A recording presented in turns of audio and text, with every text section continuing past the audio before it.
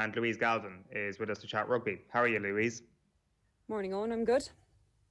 So the questions surrounding Ireland's attack have very much reared their heads again over the course of this campaign so far in the Six Nations. Can I just begin by asking if you can see any clear attacking plan from Mike Catt and Ireland in general at the moment? Yeah, I actually think, Owen, what's a bit interesting this week has been some of the sound bites that have nearly come out of the camp when Mike Catt was put up for the media duties at the start of the week. He's certainly kind of alluded to more almost player decision-making roles. So I think one of the difficulties with the Irish attack is transitioning from the Schmidt era, which is very much didactorial, and this is the way we're playing, and this is the trend we're going to set. We're going to hit a ruck here, then we're going to, kick, line out, power play, whatever we're going to do. To, I think in this Andy Farrell, Mike Catt era, or Mike Catt particularly from the attack point of view, he's trying to maybe put a bit more onus back on the players that they're not going to be as prescriptive of where in the field there's going to be a line out, but what he wants is more kind of decision makers, and not only from 9 and 10, which is again what we've been so used to, that the game is primarily controlled by Johnny Sexton, and on top of that Conor Murray at 9, but that we're getting a lot more I suppose communication and maybe a bit more demanding of the ball from our centres and our back three. And I think where he might have been a bit, I suppose, disappointed, he didn't quite go that far, but from, maybe I'm reading too much into his comments, I know it's infamous now that that line out turnover that we had early on in the French game, and we see Billy Burns with a full back line careering towards him, and the French, backfield obviously expecting that they were going to be an attack, and instead of going through the hands, we just kicked the ball. We could put the blame there on Billy Burns' decision making, but as well, are we hearing from a Robbie Henshaw, from, I'm not sure, was it Keith Earls, I think he might have been the blind wing at that stage, from James Lowe, we want the ball, because previously they would have been just maybe letting Johnny Sexton make all those decisions and not feeding in as much. Because I think with Mike Catt and Andy Farrell, without talking too much about specific structure, I think what they do want more of this kind of a heads-up rugby. We're just transitioning away from a period of it being very, very much thought out and dictated by a certain pattern that maybe a Joe Schmidt wants to play. Does it look as though there's a confidence issue there as well? Because I guess to play heads-up rugby, you need to believe in yourself. And even listening to Graham Hunter there talking about Diego Simeone at Atletico Madrid, that even still with all his experience, when things aren't going well, he reverts to type, he becomes more conservative. And this Irish group now have had 2 years of a pretty tough time where results haven't gone their way. That what Mike Catt and Andy Farrell may want them to do, the players just don't have the belief to do it right now. And how do you fix something like that? When you are in a really heavily structured environment, even though as maybe 18, 19, 20-year-old or early 20s, you very much got to that level by playing off the cuff and playing off your ability and your, I suppose, natural instinct. If you then enter a very, very structured, high-performance environment, it can be hard to break out of that this is your role. That often, these environments that have a massive amount of clarity around what your role is, it's kind of hard to step out of that box a little bit. And I think, Nathan, there is a little bit of that. I'm not sure.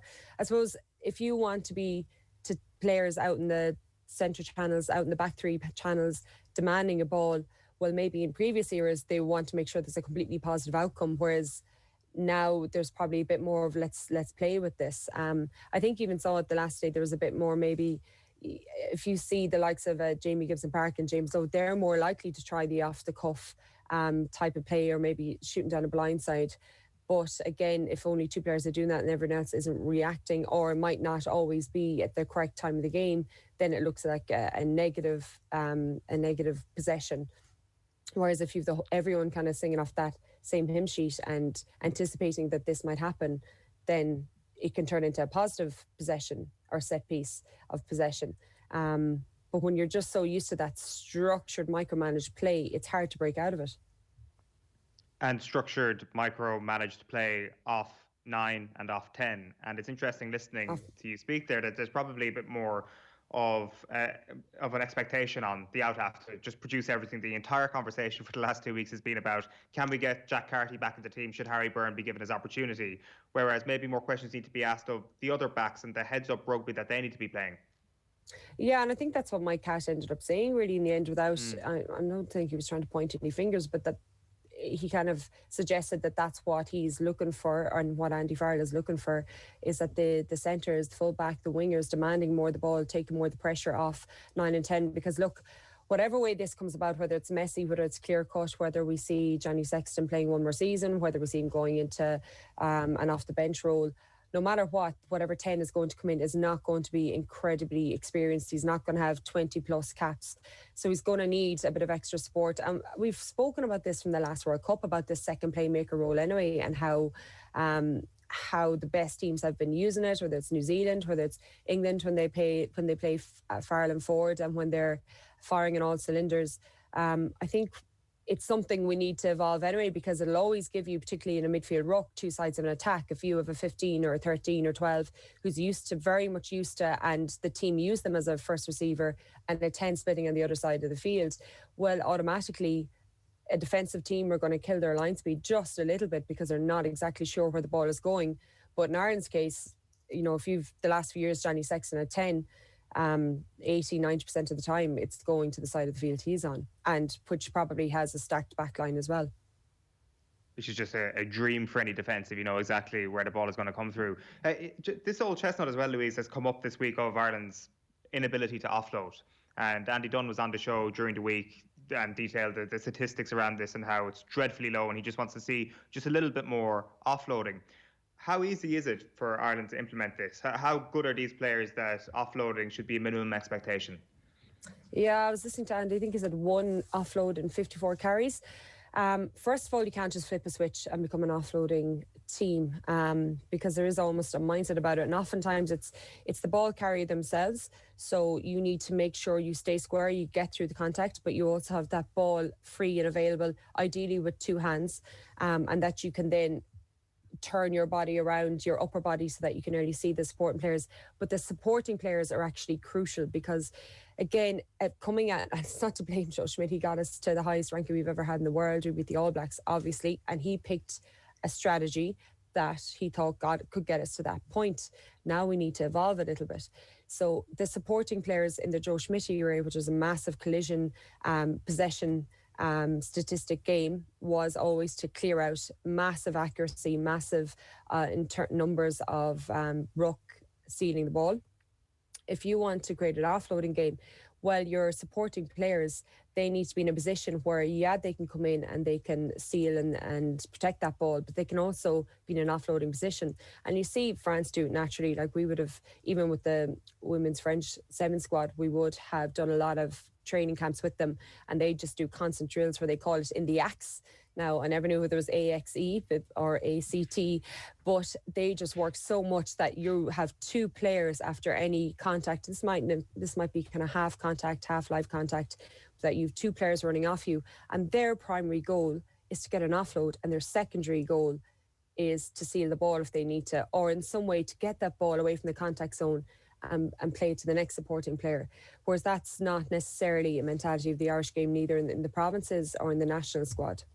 And it is in the French game. Now, it's always high risk. We're not going to turn into the Fiji overnight. But again, it's the mentality of your carrier first and foremost, but your supporting players, because we often see it where a carrier gets their hands free, they go to offload, and if it's not on, they end up popping it off their supporting player's chest, who's actually just coming in low to seal over the ball. So if the supporting player is not expecting it, if they're not in the same mindset, and if they're not in a better position, then the offload isn't on. So that's, is one way to start doing it. But again, it's not going to happen overnight, because it's almost like a completely different mindset. The threat then is that if the offload isn't given to the support player and they overrun the line, well, then you're a huge jackal threat for the opposition, which is, I can imagine why someone like Joe Schmidt thought this isn't a natural part of Ireland's game. And I think percentage-wise, we're not going to start introducing it now. By the sounds of it, Joe Schmidt still looms large over Irish rugby then. Well, I actually think from listening to Mike Catt and Andy Farrell last week, without directly saying it, that they're kind of nearly saying we have players who are excellent players, but they're almost afraid to demand the ball, or they're not stepping up to make these decisions because they're so used to such a strategy, micromanaged, structured play. I think if me reading between the lines, that's what I'm hearing from within the camp, and they're trying to break out of this, I suppose, stranglehold that Joe had. And again, Joe had a massively successful squad. It dipped before the World Cup, but we were all absolutely singing his praises for what he did achieve. How long does that take, very briefly, Louise? I know you have to go. How long does that take for that transition to be complete? And I don't know. I guess, because another interesting thing is, does it have to start within the provinces, so that, like, when you come, I was listening to a podcast with Eddie Jones last week, and he was saying, you get to elite level rugby, you're not coaching skills anymore. You're talking about your strategies or the way you want to play the game, and you're making sure you have the right people in the right positions, the right places. So should this all be done at the provinces, at Ireland under 20s level, schools level, and that they're starting to almost introduce this as part of a national strategy, and to a certain extent, as I say, within the academies and up through the provinces, so that when you come to a national team, there's a willingness to try and offload. We're not, as I say, we're not going to turn into Fiji, we're not going to turn into France overnight. But I think another thing with that is that we're trying to get as much of our centres, because we have, Gary Ringrose, Robbie Henshaw have been playing pretty well as individuals, but that we're getting them to step up a little bit more. Hugo Keenan, he probably has the stability of knowing he's going to be 15 for the rest of the campaign, that they have the, I suppose, confidence and the wherewithal to step up a little bit more, to take a bit of pressure off that 10, whether it's more than likely going to be Johnny against Italy, or whether it's Ross Byrne or Billy Burns that's stepping onto the park, because I think that's another major aspect that we need to develop in our play. Take the pressure off Louise, the 10 and the 9. Oh, sorry to cut across. I thought you were finishing your point there. Sorry, go on. Yeah, no, just to take that we have a second playmaker that's willing to take the pressure off the 9 and the 10, so that we're not just having a continuous barrage of Gary Owens and box kicks that Keith Earls and James Dower just running up their GPS chasing. Louise Galvin, as ever, great stuff. Thanks a million for taking the call. Thanks a million. We should chat a little bit about Johnny Sexton as well, Nathan, because this came up yesterday in Ireland's press conference. Johnny Sexton was speaking and I guess dropped a little bit of a bombshell that perhaps we hadn't heard him say too often before. This idea that he might not actually make it to the next World Cup. Let's just play this video first of all before we get into today's papers. Nearly, but waiting on. I'm nearly there, yeah. Waiting on Leinster to see if Leinster want to keep me or not. They've got a few good young 10s coming through, so if you look at what I said already, like, it's been other people that have sort of thrown fuel on the fire. Isa telling people that I could play till I was 40, 41. Like, I've always been in the same position. Like, I absolutely love what I do. I'm very privileged to do it, and I'm still loving it, and I'll keep playing for now, like, you know what I mean? But that has never changed, like, you know what I mean? Like, I've spoken about admiration for athletes that have stayed at the top of their game for a long time, like, but never, like, I don't. You just gotta be careful what I said or what someone else said. It can get lost a bit, but for the moment I'm still motivated. I hope that my teammates and coaches see how motivated I am to train well every day and then to keep going, and whenever that is. Like, I can't say I'm going to play because no one knows. You can be 24, 25 years of age and get an injury and you're finished, like, then, you know what I mean? So it's at the moment I'm contracted for this season and nearly contracted for next season. Hopefully stay, and we'll see what happens. So that was Johnny Sexton speaking yesterday, and then they come back to it in the embargo section in the press conference, which is printed in today's newspapers. He said, "What am I going to say? That I'm guaranteed to be at the next World Cup at my age? Well, sorry, it was just a throwaway comment in terms of talking about World Cup cycles and the journey that this coaching group are on with this group of players. All I said was that this World Cup cycle would stand to us in the way that we are trying to develop. Obviously, I don't have a 3-year contract and it's season by season, so it's nothing really." So right off those comments from Johnny Sexton, Nathan. Yeah, it's interesting that he came back and basically flipped this in the part that wasn't broadcast. And Johnny Sexton's well used to doing these press conferences. They're split in two. One part, the television cameras and the radio reporters are there, and then the next part isn't on camera and it's in the papers the next day. But every single news bulletin last night was, the top of it was the line from Johnny Sexton that I may not be around for the next World Cup, because it's the main talking point in Irish rugby. And again, I understand Johnny Sexton's frustration, because even if he's not around for the next World Cup, in his head, well, why should he step aside? Because that seems to be the feeling, that Johnny should almost take one for the team, take one for the nation, and do the right thing, and almost put forward a proposal that Ross Byrne or Harry Byrne or Jack Carty should get an opportunity so they're ready in case he doesn't make it. Whereas when Johnny Sexton was on off the ball a couple of weeks ago with Ger, I think he was making the point that this could end at any stage, particularly at his age. He wants to make the most of it. So he wants to play every Six Nations game. He doesn't want a break. It's up to the coaches to make that decision. And I don't think he is that cocky that he's going to say, I'm going to definitely be there in the next World Cup. It ended up being slightly misconstrued that, well, maybe actually that one-year contract with Leinster might be his last contract.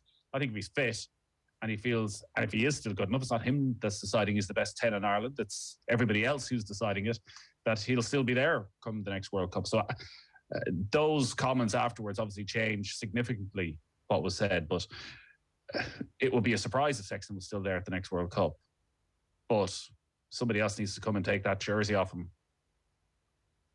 Yeah, that's for sure. And it's going to be a talking point, I'd imagine, for the next little while as well. So if you heard those Johnny Sexton comments yesterday, the paper is today suggesting that perhaps all is not what it seems. He's not exactly writing himself off for the World Cup just yet.